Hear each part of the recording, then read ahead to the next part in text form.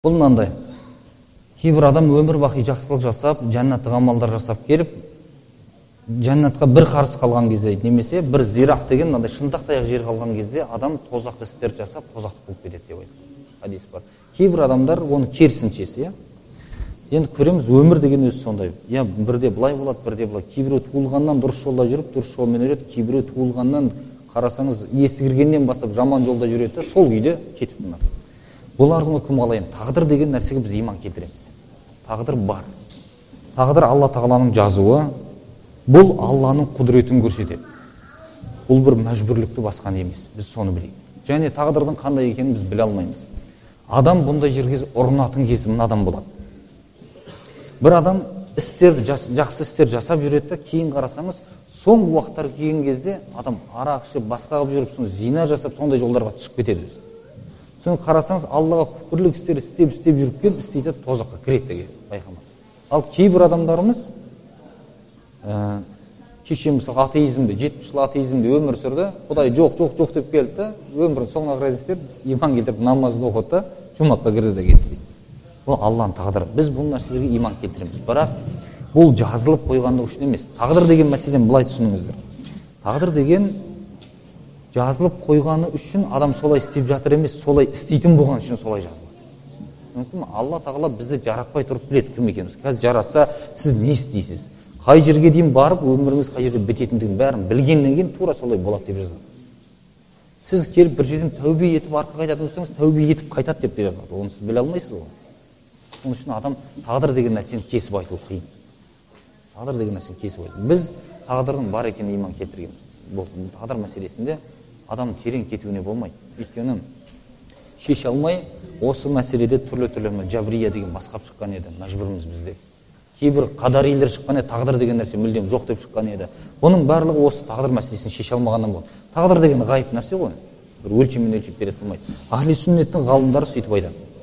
Тағдыр деген адам солай істейтін болғаннан кейін солай жазылған. Қазір жаратып Алла Тағала жіберсе, ол не істейді? Алла оны бәрін біледі ғой. Соны былай істеп барып, пәлен жерден өліп тынады деп, ол сол жазылған. Сіз өз еркіңізбен соны жасап барасыз ол жерге. Жазып қойып мәжбүрлеген емес. Ал Алла қаласа мәжбүрлей алады. Алланың жаббар сипаты бар. Мәжбүр істетем десе бір нәрсені істеттіреді. Бірақ бұның барлығы ертең сұрағыңызға жауап болу үшін ол сізді ерікті түрде жасайтын болады. Және тағдырдың не екендігін адамға көрсетпегендігі үшін адам менің тағдырым осы ғой деп айта алмайды. Болашақта тағдырым қалай болады? Білмейміз ғой ешқайсымыз. Біз болып кеткеннен кейін барып білеміз. Енді тағдырдың жазуы осы болғанда деп адам соған иман келтіру, тоқтауға. Бұл деген сөз Алланың құдіретін, адамның тәуекелін білдіретін нәрсе. Тәуекел етуін ғана білдіреді. Алланың жазуынан кім не істейді?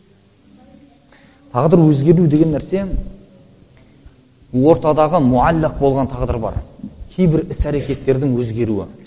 Бұл нәрсе өзгереді, бірақ ажал өзгермейді. Ажал өзгермейді. Оны білейік. Ажал біреу-ақ.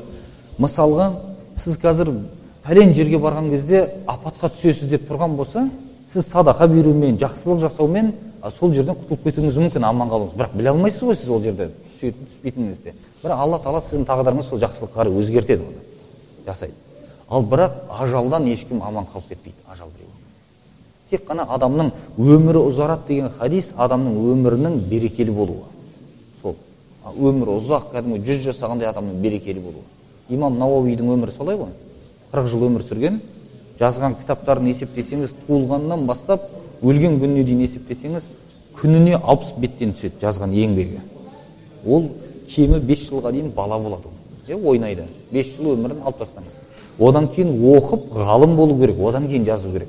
Қалай жазғандай? Туылғаннан өлгеніне дейін әр күніне 60 беттен түседі. Соншалық. Берекелі. 40 жыл өмір сүріп кеткен адам. Бұл деген сөз өмірдің соншалық ұзақ өмір секілді берекелі болуының көрсеткіші дейді. Ол адамның өмірін ұзару деген сол берекелі болу деген. Әйтпесе тағдыр, ажал өзгеріп кетпейді. Ажал біреу-ақ. Алла разы болсын.